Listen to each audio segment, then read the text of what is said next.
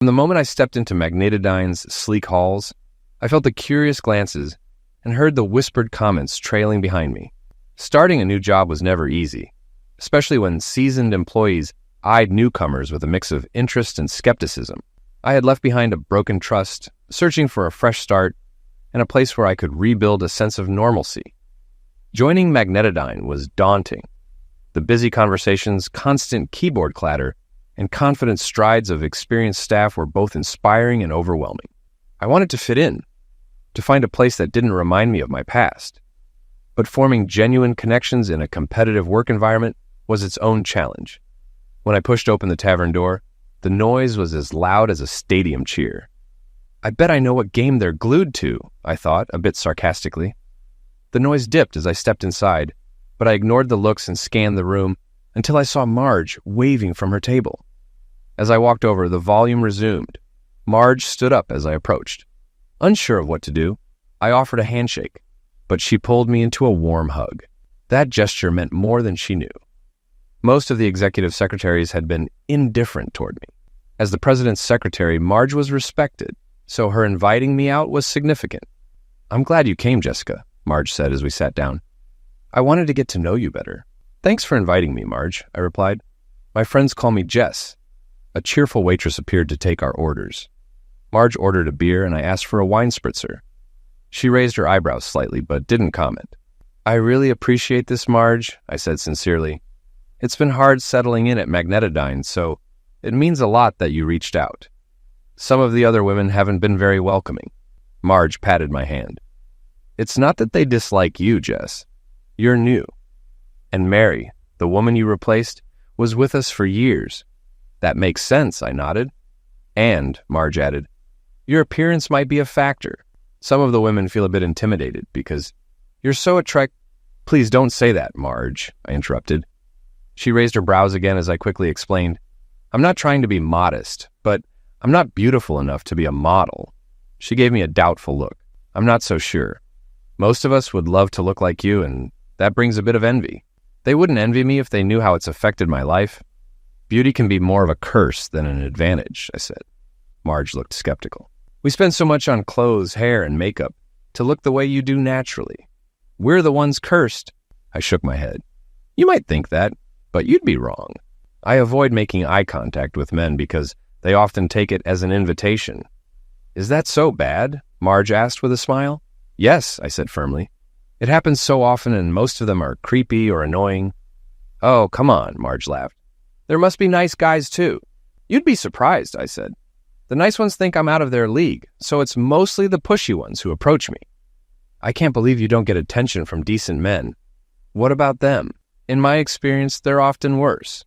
They think they're doing you a favor by being seen with you and will ditch you the moment someone else catches their eye." The waitress returned with another wine spritzer. "I didn't order that," I said, confused. "I know," she replied. "That guy over there sent it," gesturing behind me. I turned against my better judgment and saw a heavy-set man approaching. He pulled a chair from a nearby table and sat without waiting for an invitation. "Hey, I'm Al. You looked like you could use some company," he said. "I'm sorry, Al," I said politely. "I'm already with my friend and we're just catching up." He didn't glance at Marge. "That sounds boring. Let's have some drinks and find somewhere more exciting." "No," I said firmly. "I'm not interested." "Come on, sweetheart," he said, gripping my hand with his sweaty one. "You'd have more fun with me than her." I shot Marge an "I told you so" glance before turning back to him. "When did you move to this country?" I asked, feigning boredom. He blinked. "What? I was born here? And yet you never learned what no means," I said, pretending to be amazed. Marge burst out laughing as his face turned crimson. He stood so fast, his chair tipped over. Muttering something under his breath, he left. I turned to Marge. "See what I mean?" "Wow, that was intense," she said, still chuckling. "And that's without me encouraging it," I added. "Imagine if I gave any positive signs. I even have to pick my clothes carefully to avoid too much attention." Marge started to speak, but I continued. "And another thing. I noticed your reaction when I ordered the wine spritzer. I can't afford to relax too much in social settings. I'm always on guard." Marge's eyes widened suddenly as she asked if it happened at work too. I responded with a dry smile, confirming that it did. And quite often. She worriedly inquired if Tom Moffat was involved. I reassured her that he was wonderful and treated me like a granddaughter. Looking relieved for a moment, Marge then narrowed her eyes and questioned me about Mr. Silverbeard, Scott Benson, the sales director, known for his prematurely gray beard and reputation as a ladies' man. I laughed and admitted that he had hit on me on my first day. When she smirked and prompted for more, I added that he continued to do so almost daily, which made her laugh. She then asked about Peter Hamill, the marketing director who worked closely with Mr. Moffat. I told her that while he hadn't directly approached me, he did look at me when he thought I wasn't aware. Marge acknowledged that and noted he was married before asking if there were any others. I nodded and said that nearly everyone except my boss had shown interest. Marge chuckled and asked if there was anyone special in my life at the moment. I told her I was out of the dating game. She expressed surprise and inquired if there had ever been someone serious. Feeling the tension in my clenched fists, I admitted that there had been, but it was a painful story, better left for another time. Marge nodded, understanding, and we switched to lighter topics. By the time we left, I felt like I'd made a friend, which was rare for me. Driving home, I was grateful Marge hadn't asked about the women at work. A few had approached me too. Men were difficult, but at least they were predictable. Women could be worse. Friendly to your face, but full of jealousy behind your back. The following week, I was working on some correspondence when Peter Hamill came by. He waited until I paused typing and asked, "Can I ask a favor?" On guard, I wondered if this was when he'd make his move, but he surprised me. "Do you know Karen, Scott's secretary?" he asked. "I've met her, but not well," I said. She was young, pretty, and seemed smart enough. Scott's upset with her over a late report, and I'm afraid he'll let her go. I wasn't shocked. Scott's department had high turnover, due to his impossible standards and public criticism. Senior management seemed to ignore it, probably because of his impressive sales figures. Peter expressed hope that I could help Karen keep her job. A thought crossed my mind, and I asked if he was romantically involved with her. He looked shocked and denied it, reminding me both were married. I questioned why he would care about Scott's secretary if not for an affair. He explained, looking cautious, that he felt responsible for her since he had hired her. He clarified that he had recommended her for the promotion to Scott's secretary, believing in her potential, but underestimated Scott's harshness. He felt guilty for putting her in that difficult position and wanted to help. I watched him closely for any hidden motives, but saw none. I asked what he wanted me to do. Peter suggested giving Karen some of my work, while Scott was away and writing a positive memo about her to Mr. Moffat, which could protect her from being fired for incompetence. Knowing Scott's need to impress his superiors, I thought the plan might work. Still cautious, I told Peter to have Karen meet me for lunch so I could decide for myself. Peter agreed and left, returning shortly to tell me Karen was on board.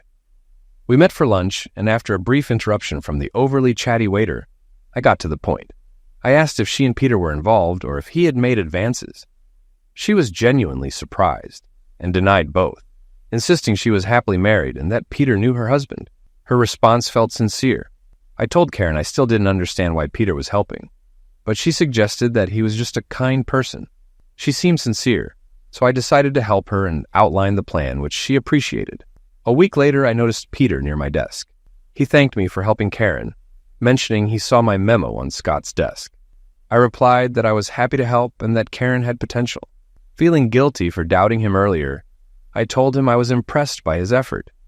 He blushed, modestly saying it was no more than anyone else would do. As he was leaving, Peter invited me to join him for lunch. Normally, I would have declined, but he seemed genuinely kind, so I accepted. Over lunch, I discovered more about him, including his devotion to his wife, Callie, an accomplished interior designer. He proudly showed me photos of her and her work, which was impressive and had even been used by some company executives. Before Peter could continue, a team member interrupted, needing his decision on expo collateral. Another soon joined with a work question, and before long, a team meeting formed at our table. Peter shot me an apologetic look, but I gestured for him to continue. I watched him work, noticing how he listened, asked questions, and guided his team without intimidating them. They respected him without fear, which was rare to see. As I left, I thought, it's refreshing to see someone in charge who isn't a jerk. Later that afternoon, Marge invited me to the tavern again. I was glad for the second invitation and accepted. After our drinks arrived, she leaned forward and asked if anything was going on between Peter and me. I assured her it was purely professional, explaining we went to the cafeteria after discussing work, which let me get to know him better. Marge raised an eyebrow and asked what I'd learned. I told her Peter seemed genuinely nice and respected as a leader. Seeing she wanted more, I added that he was devoted to his wife. Marge tilted her head, questioning if that was all. I sighed and firmly reminded her that I wasn't interested in male companionship and would never break up a marriage. Her expression softened, and she said, "Someone hurt you, didn't they? Want to talk about it?" I was ready to brush it off, but suddenly I found myself sharing the painful story.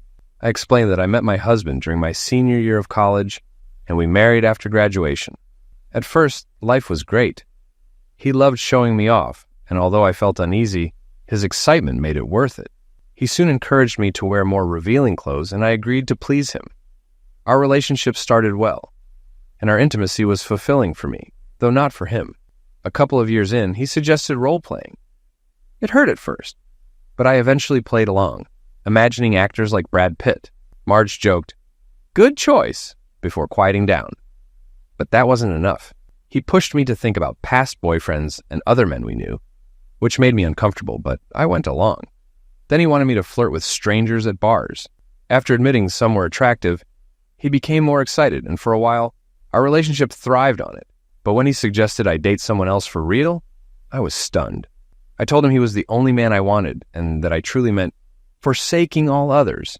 He stopped for a while, but soon started again with comments and questions, until he finally said that, to prove my love, I should sleep with another man. Marge, puzzled, asked why he'd do that. Was he looking for an excuse to see other women? I told Marge that I'd wondered the same thing, but my ex had insisted he wasn't interested in anyone else.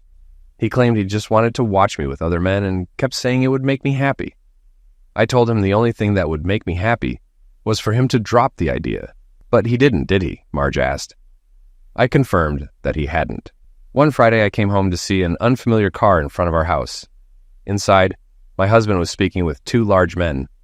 He introduced them and then shocked me, saying they were there to spend the night with me for his thrill. Tears welled up as I shared how betrayed I felt. My husband, the man I trusted most, was treating me like an object for his own satisfaction, just like so many others had. It was the ultimate betrayal. I made an excuse, left the house, drove to my parents' place, and never went back. After my divorce, I moved away to start fresh, which is how I ended up here. Marge squeezed my hand and expressed her sympathy. I continued, explaining that as he was telling me his plan, I noticed video equipment around the room. He intended to film everything, and I could have ended up online if I hadn't left. Marge's face turned pale. "That's unbelievable," she said. I couldn't stop crying. The worst part was wondering what I did wrong or how I could have saved my marriage. I felt like a failure. Marge reassured me that it wasn't my fault and that there was nothing I could have done to change it. I sighed, admitting that despite her words, I still felt that way. I explained that this experience was why I had no interest in dating. As I wiped my face, I noticed a man approaching our table with 2 drinks. Seeing my tears, he turned around and walked back to the bar. Marge noticed and laughed, saying it looked like I had found a way to keep unwanted attention at bay. I managed a small smile. When we left the tavern, Marge walked with me to my car, giving me a supportive hug and telling me things would get better. I hoped she was right. The following weeks were hectic as Expo approached. It was an important event for Magnetodyne, crucial for launching new components and securing major orders. Success would set the tone for the year. Failure could be costly. Adding to the chaos was a rumor that Mr. Moffat was retiring. I doubted it since he hadn't indicated anything to me. The second part of the rumor was that either Peter or Scott would be chosen as his replacement, dividing the office into pro-Scott, pro-Peter, and anti-Scott groups. Tensions were high, made worse by tight deadlines. Amid this, Mr. Moffat asked me to deliver comments on pricing information to Scott. I discovered Scott was working from home and suggested I bring the materials there. Although I was wary about going to his house, I agreed since it was urgent. Scott lived in an upscale neighborhood, fitting for an executive. I parked, walked up to the porch, and rang the doorbell. But no one answered. I was surprised and tried to look through the windows to see if anyone was home. I checked around the side of the house, but still didn't see anyone. Just as I pulled out my phone to call him, I thought I heard voices from the back. I hesitated, but then started walking toward the back of the house. The voices came from the screened-in porch at the back. As I got closer, I slowed down, sensing something strange. Peeking around the corner, I quickly drew back in embarrassment. The sounds I heard were Scott with a woman. I froze, uncertain about what to do. I was there to deliver materials for Scott, but couldn't announce myself. As I hesitated, I heard the woman, and to my shame, curiosity took over. It had been so long since I'd been intimate, and this unexpected scene captured my attention. It was clear the woman was enjoying herself. I saw her lying on a lounge chair, Scott beside her. His hands moved over her body, making her arch with pleasure. My breath quickened, and I felt a warmth rush through me. Without realizing it, I lifted my phone and began recording the scene. Scott then climbed onto the chair, and the woman eagerly positioned herself to join him. Even from where I stood, it was clear she needed no assistance. The breeze carried the scent of their encounter, making the moment even more surreal. They moved together, lost in each other, and she leaned down to kiss him deeply. I felt a pang of envy. Why couldn't I have someone like that in my life? Scott then shifted positions, taking the lead in a way that showed his confidence and control. She reacted with visible emotion, holding on to him as if seeking closeness. He started speaking, asking if she liked it and comparing himself to her husband. A chill went through me when she answered, confirming his words. Scott boasted about an upcoming promotion, claiming he would treat her husband just as he was treating her. Her moans turned into loud cries, and I worried about being seen by neighbors. So I hurried to the front of the house, left the documents at the door, and rushed to my car. My hands shook as I drove away. What am I going to do? I kept asking myself. Telling Peter would devastate him, but I couldn't keep this to myself. At the office, I struggled to concentrate. The scene replayed in my mind, making me sick. Peter was a good man. Why would she betray him? Finally, I couldn't take it anymore. I picked up the phone. Peter, it's Jess. Are you going to be in the office for a bit? He chuckled. Yeah, probably working late till the expo. Can I stop by around 5:30? I asked. Sure, come anytime, he said cheerfully. I winced, knowing that cheer wouldn't last.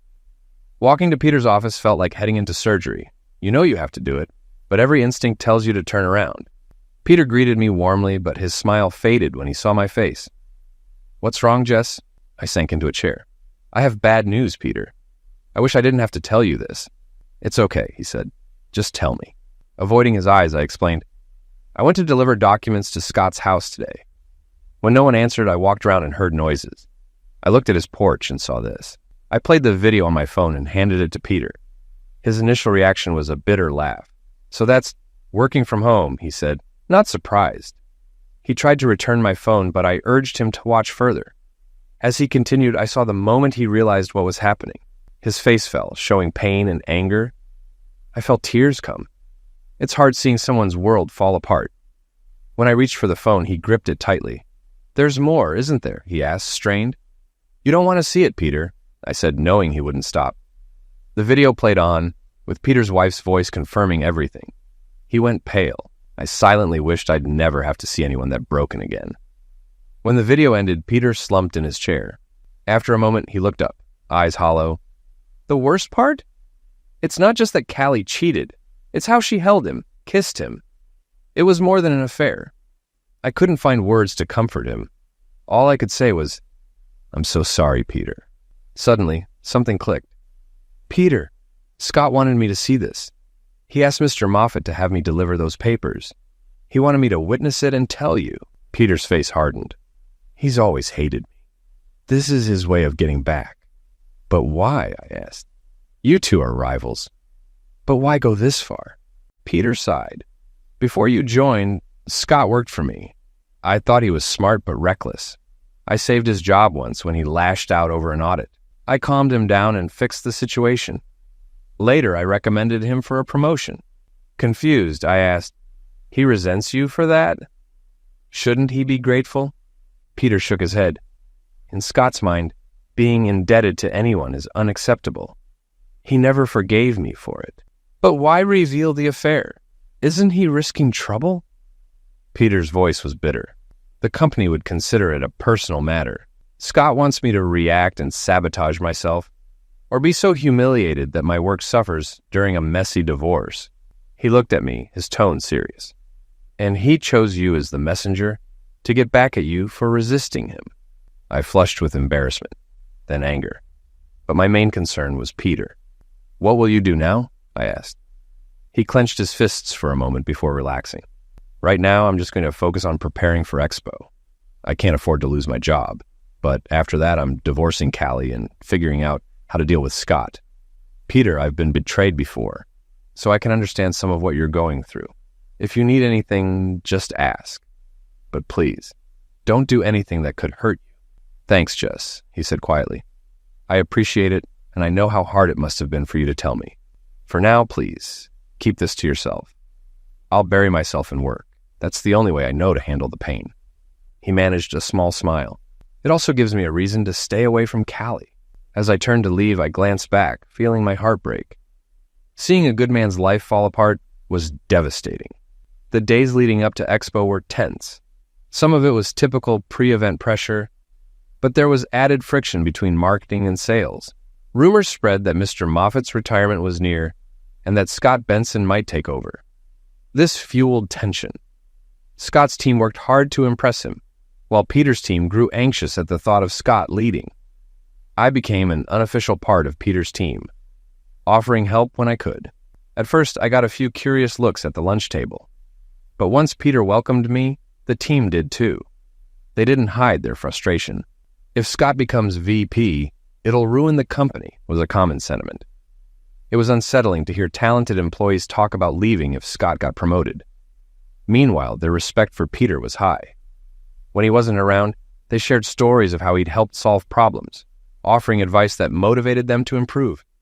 It was clear who should be promoted, but I knew executives often prioritized short-term gains over long-term well-being. Peter looked more stressed each day, and I worried he was reaching his limit. The pressure of Expo, his rivalry with Scott, and the situation with Callie were wearing on him. 2 days before Expo, I went to Peter's office. It was late, but I knew he'd still be there. Sure enough, he was with a small group, focused on his computer. Not wanting to interrupt, I paused at the door. He looked exhausted, the lines on his face and dark circles showing more than just fatigue. He spotted me and called, "Hey Jess, come look at this," pointing at the screen. I stepped in and glanced over his shoulder at a feed showing an empty room with curtains. What am I looking at?" I asked. "This is a live feed from our hospitality suite at the MGM Grand in Vegas," Peter said. "Watch this." He switched the view to a large hall and zoomed in on a construction area. "That's our Magnetidine booth for Expo," he explained. I frowned. "Why do you need a live feed from Expo?" Peter gestured to a woman nearby. "Debbie, tell Jess your idea." Debbie started excitedly explaining, "This is great. We can monitor the booth setup live and make any adjustments. It'll also let us see customer reactions in real time, and people at headquarters can finally see how their work impacts the show." Others chimed in with suggestions. Peter turned to me. "We've never tried anything like this before, Jess. We'll test it at Expo, and if it works, use it for future shows." "That's impressive," I said. "Mr. Moffat will be pleased." At the mention of Mr. Moffat, Debbie's face soured. "I hope he's impressed enough to recommend Peter over Scott Benson." She looked embarrassed, realizing I worked for Moffat. "I didn't mean it like that," she added, though it was clear she did. I silently agreed. Her comment sparked reactions from others, and Peter stepped in to calm things down. "We're all tense, but this is out of our hands. Let's focus on what we can control." "But if Scott becomes VP, life here will be miserable," someone said. "Exactly.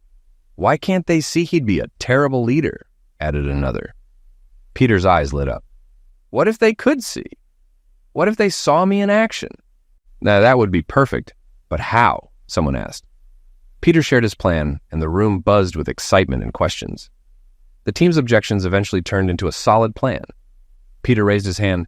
"This could get attention from the execs, but could also backfire. If it does, I'll take the blame. We need to make sure no one else's involvement is visible." The group protested, but Peter stood firm. They agreed, albeit reluctantly, knowing they couldn't risk their jobs. I admired Peter's willingness to protect his team at his own risk. When the meeting ended, Peter asked me to stay. He looked serious. "Jess, you'll play a crucial role in this. We can try to hide your part, but it could come out. Are you willing to take that risk?" I thought it over. Working for Scott as VP would be unbearable, and what he'd done to Peter, using me to deliver his message, still stung. Remembering my own experiences with betrayal, I felt even more determined. "I'm in," I said. "Thanks, Jess," he replied, clearly moved. The day before Expo, Peter and his team flew to Vegas for final preparations. Once Expo started, it was a constant stream of demonstrations, customer meetings, and visitors at Magnetodyne's large exhibit. During my breaks, I visited the control room at headquarters to watch the live feed from the Expo floor. I often saw Peter working with the team, while Scott was usually seen socializing with important clients in the hospitality suite. To be fair, Scott looked capable in that role. Peter's plan was set for the last evening of Expo. After most of the major sales activities were done and when Scott's guard might be down, those of us in the know were tense, waiting for the plan to unfold. Everything had been timed precisely, and all we could do was wait. On the last day of Expo, I stayed at my desk until my phone rang, signaling it was time. I grabbed Mr. Moffat's smartphone. He rarely used it and had left it behind. With my text ready, I headed to the control center Peter's team had set up. On the monitor, Scott and his team were celebrating the show's success, drinks in hand. Peter glanced at his watch and gave a subtle nod toward the cameras. Debbie at the control station responded quietly, "Commence stage 1. Peter's team members began congratulating Scott's people, spreading the news discreetly. Debbie turned to me and said, "Get ready." I watched as Peter approached Scott, extending his hand. "Well, Scott, looks like you've won." "Congratulations," he said. Scott's eyes narrowed. "What are you talking about, Peter?" "I heard Mr. Moffat announced his retirement at the executive committee meeting and that you've been chosen as his successor," Peter replied. Scott looked suspicious until one of his team members confirmed it, clapping him on the back and congratulating him. Debbie zoomed in on Scott's conflicted expression as he processed the news. Then she said to me, "That's your cue." I sent the pre-written text from Moffat's phone. Scott jumped as he read, "Congrats, Scott. I announced my retirement at executive committee today. You will be the new VP. We'll talk tomorrow." Moffat Scott pumped his fist. "Yes, I knew it." He showed Peter the text and shouted, "Read it and weep, Hamill." His team cheered, champagne flowed, and the music changed to celebrate. Peter approached Scott and returned the phone. "Any big plans, Scott, or will you follow Moffat's direction?" Scott sneered. "Things will change. Moffat was useless. I'm cleaning house, starting with marketing. And Peter, start updating your resume." He jabbed Peter's chest for emphasis. For a moment, I thought Peter might react, but he stayed composed and said, "We'll see, Scott, we'll see."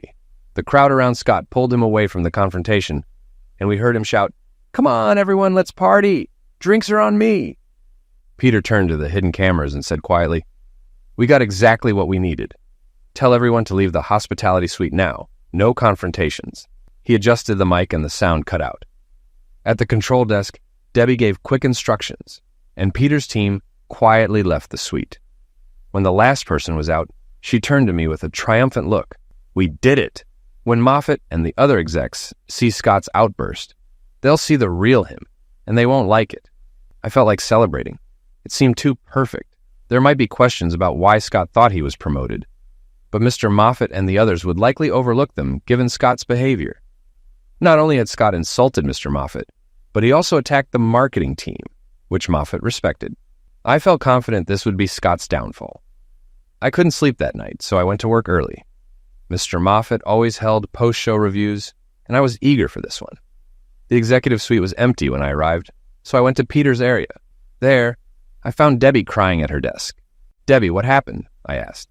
She looked up, eyes red. "It's gone, all the footage from last night.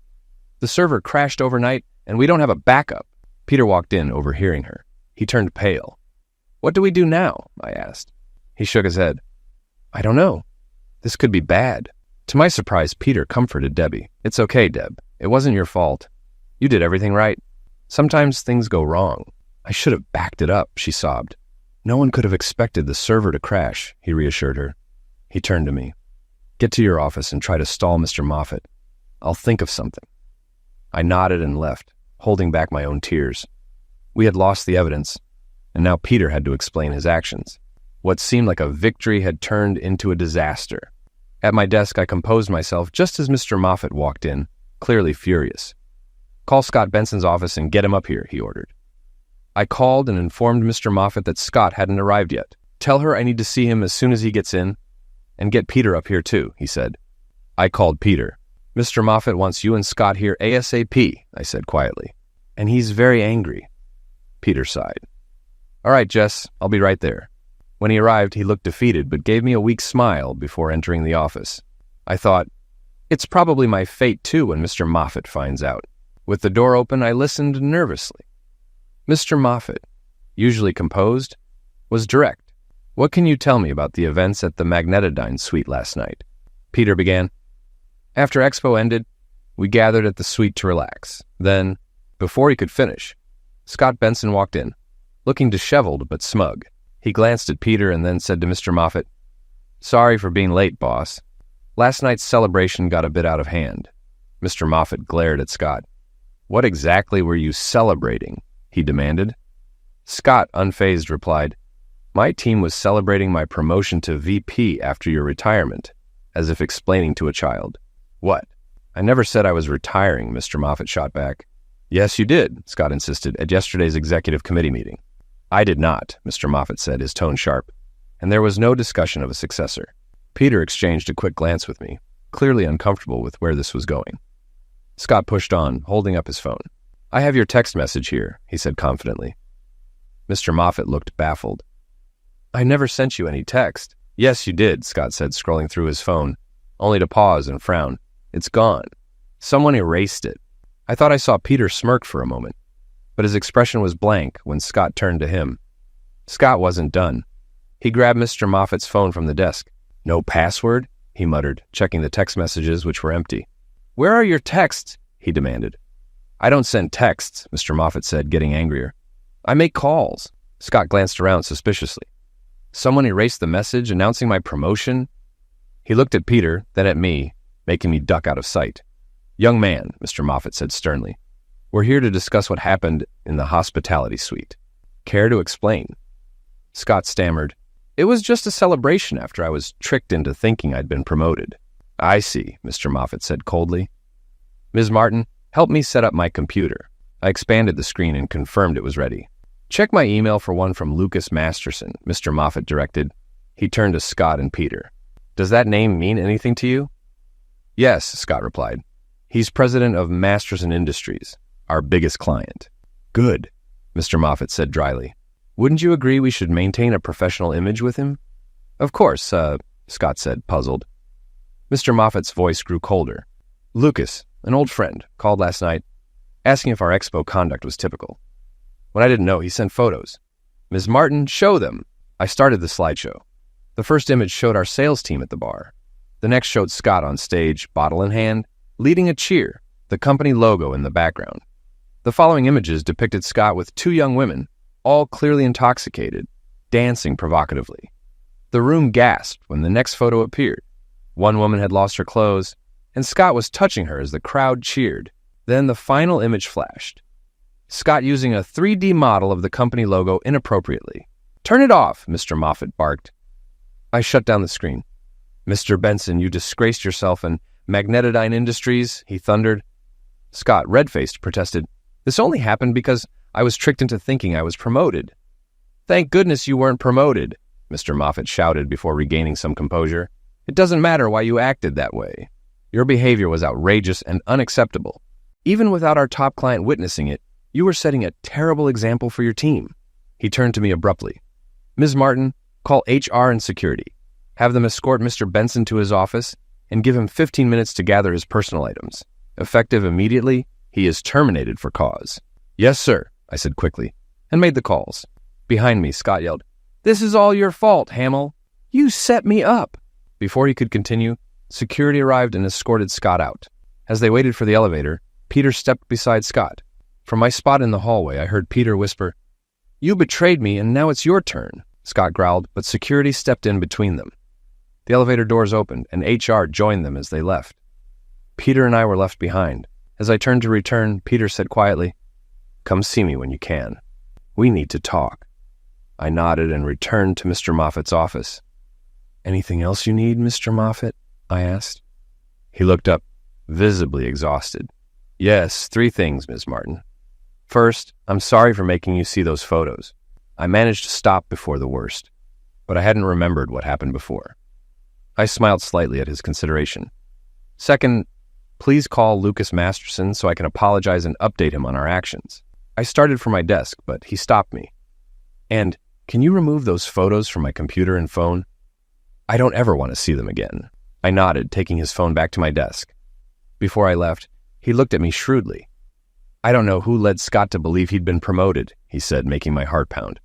But I owe them gratitude for exposing Scott's true colors. I thought I saw a hint of a smile before he returned to his serious demeanor. Now, about that call to Lucas, he said, and I hurried out. By lunchtime, news of Scott's firing spread, and rumors ran wild. I avoided the chatter, not wanting any more suspicion than necessary. I visited Peter's office to share what Mr. Moffat had said, hoping it would reassure him. Although he listened, the weariness on his face persisted. Then, unable to shake my curiosity, I asked, "Peter, who are those women with Scott?" He gave a small smile. "Not sure, but probably free birds," he said. Seeing my confusion, he explained, "People who sneak into trade, shows for free food, drinks, and parties. Sometimes more." "You never," I started to ask. "Never," he said firmly. "It's reckless, and I'm a faithful husband." He paused, bitterness crossing his face. My heart ached for him. "When do you plan to confront her?" I asked softly. "Tonight," he said with a sigh. "I have the papers ready, and will give them to Callie when she comes home." "I'm so sorry, Peter," I said. I almost forgot about her with all this Scott chaos. A thought struck me. "Peter, I still have those photos Lucas sent. Would it help to have a copy?" He considered it and nodded. "Yes, please. I want her to see who she chose over me." When I returned with the prints, he was ready to leave. "I need to be there when she arrives," he said, "and I might as well go. I won't be able to focus until this is done." "I understand," I told him. "But if you want to talk afterward, I'm here." "Thanks," he said. "I'd appreciate that. You're really the only one who knows everything." That evening, Marge invited me out for a drink, but I declined. I was drained from the morning's drama and worried about Peter. I couldn't stop thinking about the confrontation he was facing, and I knew I'd be poor company for Marge. For the second night in a row, I couldn't sleep well. I went into the office early, hoping to catch Peter. I was waiting by his office when he arrived, and he thanked me for the coffee I brought him. Seated on the office sofa and chair, I couldn't wait any longer and asked how things went with Callie. "About as you'd expect," he said, and began to tell me everything. I was at the kitchen table when Callie came home. She looked surprised to see me since I usually get home later. She sat across from me and asked what was going on. I handed her an envelope. "What's this?" she asked, and I told her to look. She opened it and started going through the screen captures from the video on Scott's porch. At first, she didn't understand what she was seeing, but when she got to the next picture, she gasped. She flipped through the rest quickly, her face turning red. I couldn't tell if she was more ashamed of what she did or of being caught. "Peter, I know I messed up, but it was just a one-time mistake. You were so busy with work, and it had been so long since we were intimate. When Scott approached me, I couldn't resist." I shook my head. "That's not true, Callie. This wasn't a one-time lapse. It was an ongoing affair." "No, I promise it only happened once." Instead of arguing, I played the video I had copied. Her face changed from discomfort to defensiveness to anger as she watched. When the audio of her laughter about making me a fool played, she shouted, "Turn it off!" I let it go a moment longer, then stopped it. "All right, you know about us. I assume those are divorce papers in the other envelope?" she asked coolly. I pushed the papers toward her, and she quickly scanned them. I thought she'd be shocked, but she was surprisingly calm. "It doesn't matter," she said. "I was going to file for divorce myself once Scott got his promotion. So, you threw our marriage away for the money and status of being with a top executive?" I asked bitterly. "Peter, let's be realistic. You've been working long hours, ignoring me and getting nowhere," she said, and anger flared in me. "I was working for us, to make a better life." She gave me a patronizing smile. "That's what I thought for a while. But while I was redecorating Scott's house, he told me the truth about your career. You're stuck at Magnetodyne while he's about to move up. From the video, it seemed you were more interested in him than his career," I said coldly. She blushed. "Maybe I prefer both to what you offer," she retorted. I felt worn out. "So, you and Scott plan to marry after our divorce and his promotion?" "Exactly," she said. "What if I told you Scott isn't getting that promotion?" I said. Her eyes narrowed. "I'd say you were lying." What if I told you Scott was fired from Magnetodyne this morning? I added. I saw a flash of fear before she covered it. Impossible. His team's breaking records. They wouldn't fire him. I reached into my jacket and took out another envelope. What's that? She asked. Photos of Scott at the expo in Vegas earlier this week. Mr. Moffat found them quite interesting. I showed her the first photo. She relaxed a bit. No one's going to care about a sales director letting loose after a trade show, she said. She stayed quiet at the second photo, but looked uneasy. When I turned over the next one, she gasped. Who are those women with Scott? She asked, jealousy in her voice. I have no idea, I said. I've never seen them before, but Scott certainly seems to know them well, I add, turning over the next photo. She said nothing, but her expression darkened at the pole dance image. When she saw the photo of Scott acting inappropriately with the company logo, she slammed her fist on the table. The final two photos, showing Scott engaged in various acts with the women, made her break down and cry. How could he betray me like that? She sobbed. How could he embarrass me in front of all those people? The irony of her reaction left me speechless. After a moment, she looked up at me with red, tear-filled eyes. Is it true? She asked. Is what true? I snapped. Scott said you were involved with your boss's secretary. Is that why you started an affair with Scott? I asked in disbelief. I saw her and she's so beautiful. I thought you couldn't resist her. Not everyone has the same morals as you and Scott. For the record, I've always been completely faithful, I said, shaking my head. I can't believe you believed a salesman's lies. She buried her face in her hands, crying harder. I stood up, grabbed my keys, and went out to get dinner. When I returned, I saw that Callie had packed her things and left. I felt so bad listening to him. That must have been awful, Peter, I said when he finished. How are you holding up? Honestly, he said, my emotions are all over the place. I feel bitter about Callie's betrayal, but I'm also sad about the end of my marriage. I'm glad Scott got what he deserved, but I feel exhausted by everything. Mostly, I just feel drained. I know it's hard, Peter, but it will get better, I said, even though the executives tried to keep the details of Scott's firing under wraps. Too many people knew some version of the story, and it became the main topic of office gossip for weeks. Ironically, Scott's former team spread the story the most, perhaps as payback for how he treated them. Peter's team kept their thoughts private, but seemed pleased by the outcome. Unfortunately, details about Scott's involvement in Peter and Callie's divorce also circulated. People didn't directly question Peter, but whispers and side glances were common whenever he left a room. I hated it for him, but there wasn't much I could do. Knowing what I did, I stayed quiet and checked in on Peter regularly, finding reasons to stop by his office or join his team for lunch. Marge would sometimes take me to her favorite bar after work. As the CEO's assistant, she likely knew as much as I did, but she never brought it up. She would ask how Peter was doing, and I kept her informed. Oddly, she also asked how I was holding up, though I was only indirectly involved. I always reassured her that I was fine.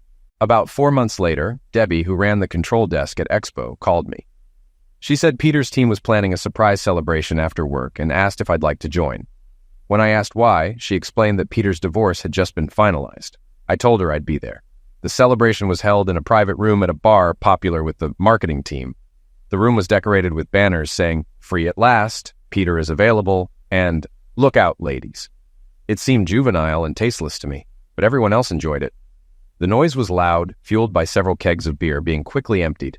It was nice to see how much Peter's team valued him, but when I saw him, he didn't seem to be enjoying the party as much as everyone else.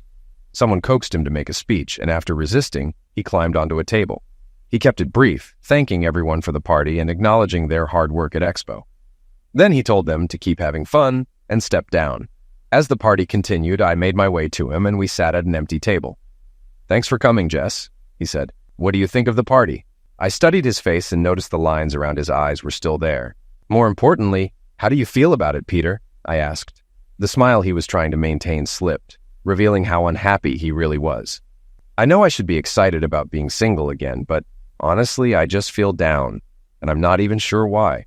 I think I know why because it's exactly how I felt after my divorce. My guess is you're feeling low because you're mourning the loss of your marriage. But that doesn't make sense, Jess. I don't want to be with Callie anymore, not after what she did and how she treated me. I could never trust her again, he said intensely. Of course not, I said gently, but what you're grieving is different. You probably always imagined yourself in a committed relationship, maybe starting a family. Callie shattered that vision, so it makes sense you feel down. You've lost the life you thought you'd have." He looked at me thoughtfully and slowly nodded. "There's a lot of truth to that, Jess." He looked at me again. "Thanks for being such a good friend." At that moment, some of his coworkers came over and grabbed his arm. "Enough of this serious talk, Peter. Come on, join us." They pulled him away, but he smiled and waved at me as he left. I slipped out shortly after and headed home. Parties like that aren't my thing, but I felt good knowing I could be there for Peter and found myself smiling on my way home.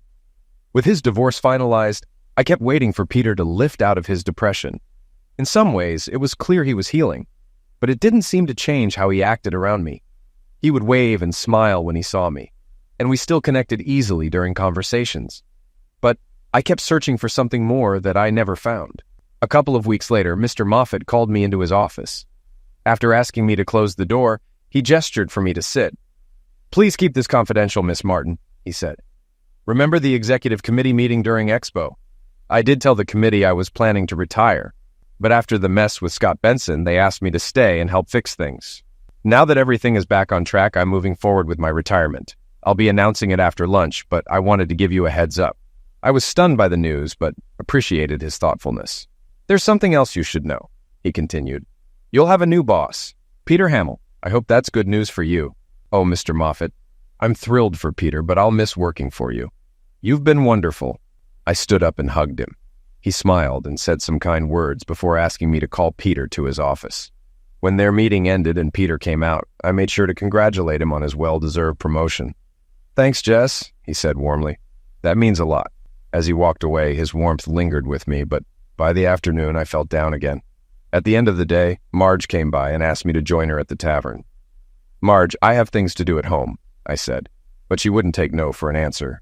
Her persistence, which made her so valuable to the CEO, left me with no choice but to agree. At the tavern, she leaned across the table and looked at me intently. "All right, Jess, what's going on?" "I don't know what you mean, Marge," I said defensively. "Nonsense," she said, surprising me with her rare use of strong language.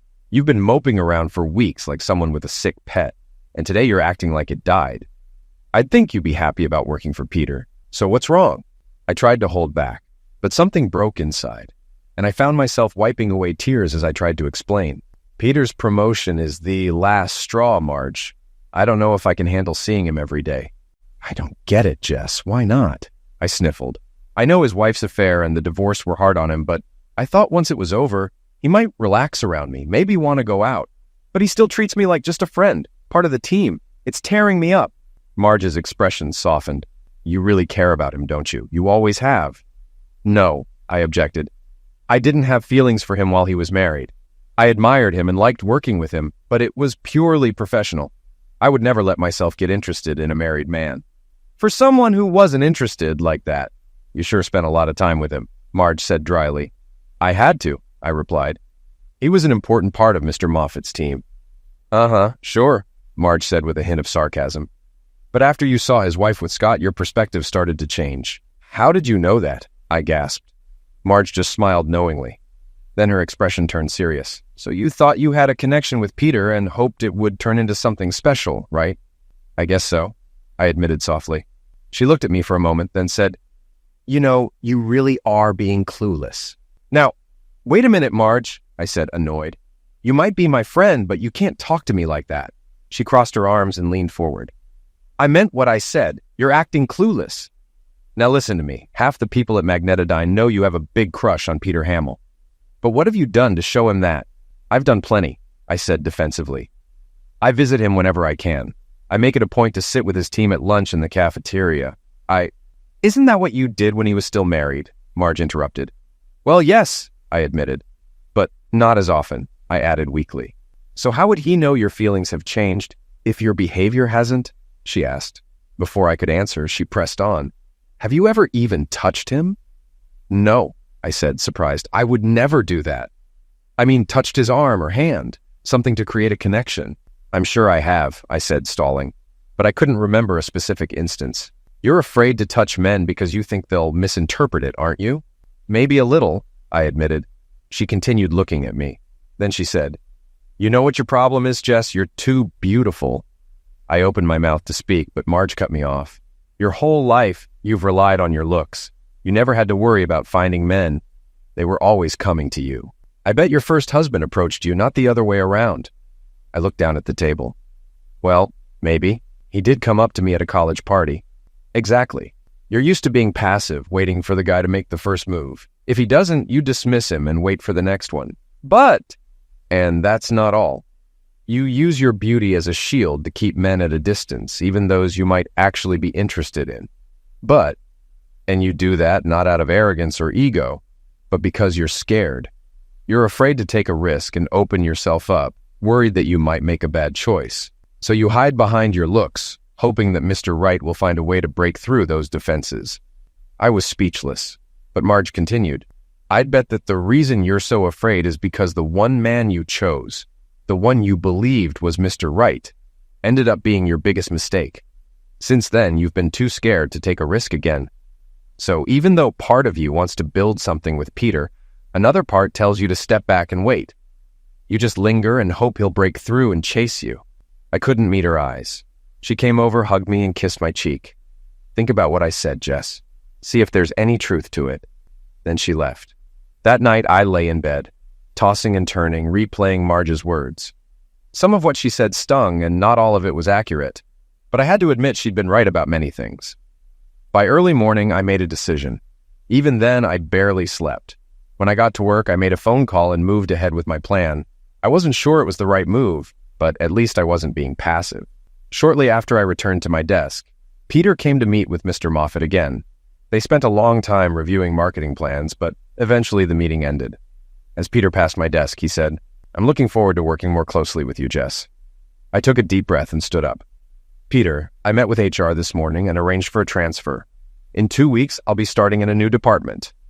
He stepped back as if I'd slapped him. But why, Jess? Did I do something to upset you? Out of the corner of my eye, I saw Mr. Moffat standing in his doorway looking concerned. I kept my focus on Peter. No, Peter, it's not you. It's me. Over the past few months, I've developed strong feelings for you. But company policy prohibits relationships between employees and their supervisors. And since I want to pursue those feelings, I can't work under you. Over Peter's shoulder, I saw Marge peeking around the corner. I kept my eyes on him, holding my breath as I waited for his reaction. He looked at me in shock. But you never said or did anything, he said. I glanced at Marge. I know, I said. But I'm saying it now. Peter stayed silent, and time felt like it had slowed. Then, with my heart pounding, he stepped forward and took my shoulders in his hands.